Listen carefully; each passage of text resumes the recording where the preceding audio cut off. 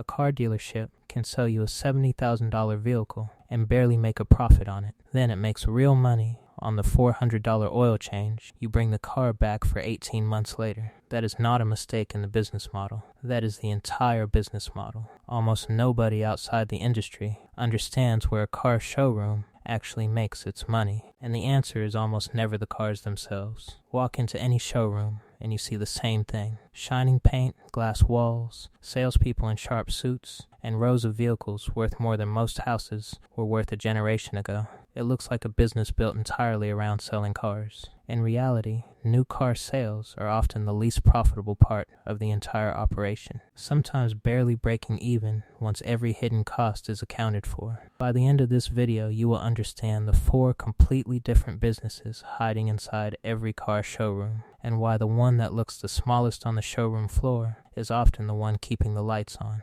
before a single customer walks in. A car showroom already owes money on every vehicle sitting on that floor. Dealerships rarely own their inventory outright. Instead, they use something called floor plan financing, essentially a loan used to purchase inventory from the manufacturer, with interest accruing every single day a car sits unsold on the lot. This creates a strange incentive most customers never think about. A car sitting on the lot for 90 days is not just an unsold car, it is an asset actively costing the dealership money and interest charges every single day, regardless of the sticker price sitting in the windshield. This is part of why dealerships can seem so eager to move certain vehicles at what looks like a loss. In many cases, they genuinely are selling near or even below their invoice cost, because getting rid of an aging vehicle and stopping the daily interest bleed can be more valuable than holding out for a better price that may never come. Manufacturers know this dynamic exists and use it strategically. Many offer floor plan assistance, effectively subsidizing a portion of that interest cost for a limited window, which is one of the quiet reasons dealerships push certain models hard during specific months and quietly stop pushing them once that manufacturer's support window closes. Here is the number that surprises most people.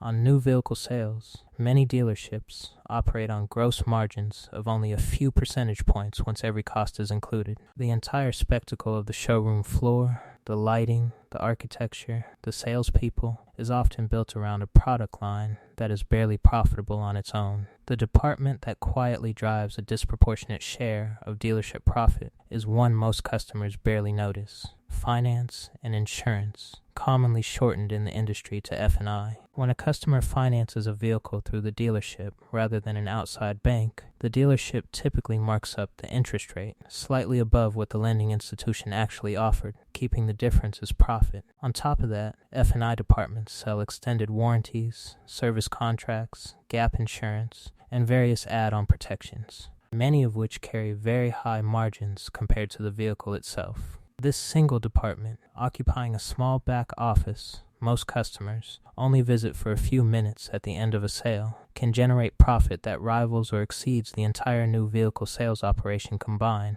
This is why the finance office conversation, the one many customers try to rush through as quickly as possible, is treated by dealerships as one of the most important moments in the entire transaction. It is not an afterthought bolted onto the sale. For many dealerships, it is the sale. If F&I is the quiet profit center, parts and service is the dependable, recurring one. Once a customer buys a vehicle, that relationship does not end, it begins. Oil changes, brake jobs, warranty repairs, recalls, and routine maintenance bring customers back into the building for years after the sale, often multiple times per year. Service departments typically carry far higher margins than vehicle sales because labor rates and parts markups are largely insulated from the intense price competition that exists on the new car sales floor, where customers can easily compare prices between dealerships online before ever walking in. A customer who might negotiate aggressively over a $5,000 discount on a new vehicle rarely negotiates the same way over a service invoice, partly out of convenience, and partly because there are fewer easy ways to comparison shop for warranty work on their specific vehicle. This is why dealerships invest heavily in service department capacity and comfortable waiting areas. Every hour a service bay is occupied is essentially predictable, recurring revenue,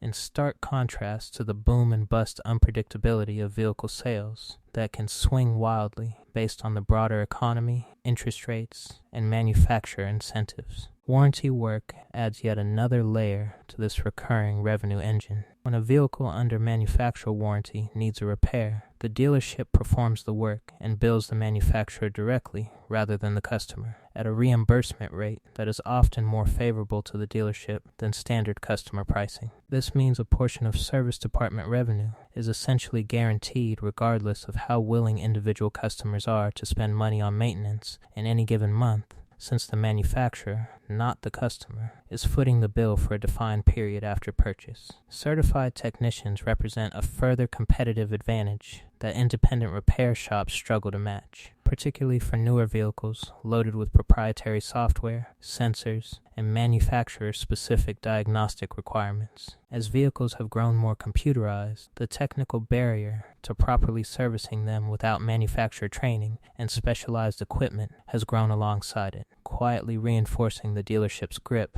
on service revenue for vehicles still within their first several years on the road. So if new cars barely turn a profit and the real money comes from financing, insurance, and service, why do dealerships still fight so hard over new vehicle sales in the first place? The answer involves a completely different vehicle category that most customers assume works the same way new cars do. It does not. Used vehicles operate under a fundamentally different profit structure than new ones. Unlike new cars, which are priced heavily by the manufacturer and constrained by manufacturer-suggested retail pricing that customers can easily research online, used vehicles are priced almost entirely by the dealership itself, based on condition, mileage, regional demand, and how the vehicle was acquired. This pricing freedom translates directly into significantly higher gross margins per unit compared to new vehicle sales. A dealership that can source used inventory well through trade-ins, auctions, or lease returns often makes considerably more profit per vehicle on a used car sale than on a new one, even though the sticker price is smaller. This is a major reason many dealerships have expanded used vehicle operations aggressively over the past decade, in some cases building entirely separate used vehicle superstores designed to operate independently from the traditional new car showroom model. Trade-ins add another layer to this. When a customer trades in their old vehicle as part of a new car purchase, the dealership is essentially buying that vehicle at a price it controls, then reselling it, sometimes to that same customer's neighbor a few months later at a healthy markup. The new car sale might be the reason the customer walked in, but the trade and acquisition can quietly become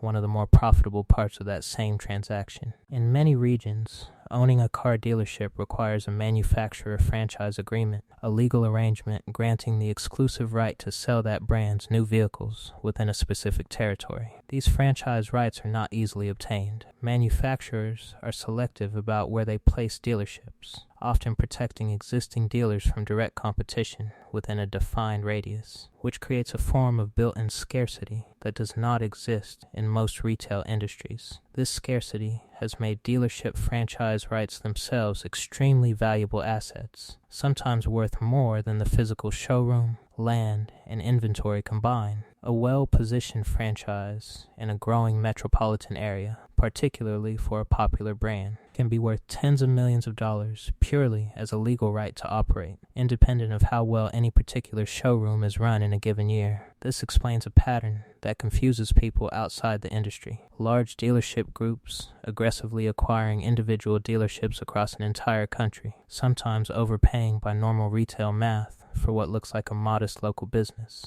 They are not simply buying a building full of cars. They are buying a scarce, government and manufacturer protected territorial right that, once obtained, is exceptionally difficult for a competitor to replicate nearby. This protected scarcity also shapes pricing behavior in ways customers rarely notice, because a manufacturer typically will not license a competing dealership within a certain distance. Existing dealers in a territory face limited direct competition from the same brand, even if several other brands are available nearby. This is part of why pricing and negotiation experiences can vary so dramatically between regions. A market with several competing dealerships for the same brand within reasonable driving distance tends to produce more aggressive pricing than a region where a single dealership effectively holds a local monopoly on that manufacturer's vehicles. Electric vehicles have introduced one of the more serious long-term threats to the traditional dealership model in decades. Several electric vehicle manufacturers sell directly to consumers, bypassing the franchise dealership network entirely. This threatens not just new vehicle sales, but the entire layered profit structure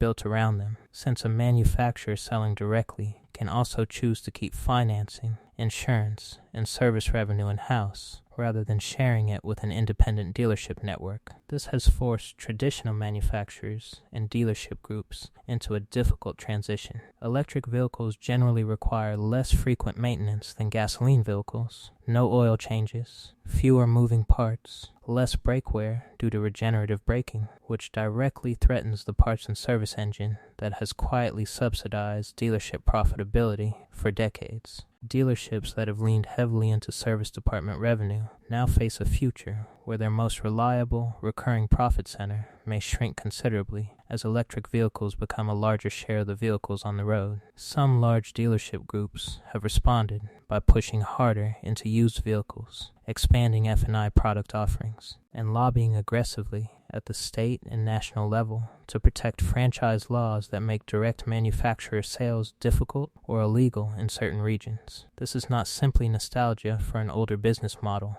It is a direct defense of a profit structure that took decades to build and that direct-to-consumer electric vehicle brands are quietly dismantling one sale at a time. Car dealerships are also unusually exposed to broader economic conditions in ways that many other retail businesses are not. Vehicle purchases are largely financed rather than paid outright, meaning dealership sales volume is deeply tied to interest rates. When borrowing costs rise, monthly payments rise with them, and a meaningful share of potential buyers either delay a purchase or get priced out of the vehicle they originally wanted entirely. This makes dealerships one of the more interest rate sensitive retail businesses that exists, closer in some ways to the housing market than to typical consumer retail. A period of rising interest rates can suppress new vehicle sales volume significantly. Even while the underlying demand for vehicles has not actually gone away, it has simply been delayed until financing conditions improve. This is part of why the parts and service side of the business becomes even more important during economically difficult periods. When new vehicle sales slow, dealerships lean harder on the recurring, less rate-sensitive revenue from maintaining the vehicles already on the road, since people generally still need their existing car repaired even when they are not ready to buy a new one. A car showroom looks like a business built entirely around selling vehicles. Bright lights, gleaming paint, high-energy sales floors designed to make the car itself feel like the entire point. Underneath that showroom floor is a business built on floor plan interest, bleeding daily against unsold inventory, a finance and insurance department quietly generating outsized profit most customers rush through, a service department turning routine maintenance into the most stable revenue in the building, a used car and trade in operation with far more pricing freedom than new vehicles allow, a scarce and valuable franchise territory worth more than the building itself. And now, a slow-moving electric vehicle disruption threatening to unwind decades of that structure at once. The car parked in the showroom window was never really the business. It was the invitation into a much larger, much less visible machine, one built on financing terms, service bays, franchise scarcity, and a quiet bet on what people will still be driving and repairing 10 years from now. The next time you walk past a row of gleaming vehicles behind showroom glass, you are not just looking at cars for sale. You are looking at daily interest payments on unsold inventory, a finance office built to be the real profit engine, a service bay counting down to its next appointment, and a scarce piece of territory that a competitor down the street is legally forbidden from ever taking away.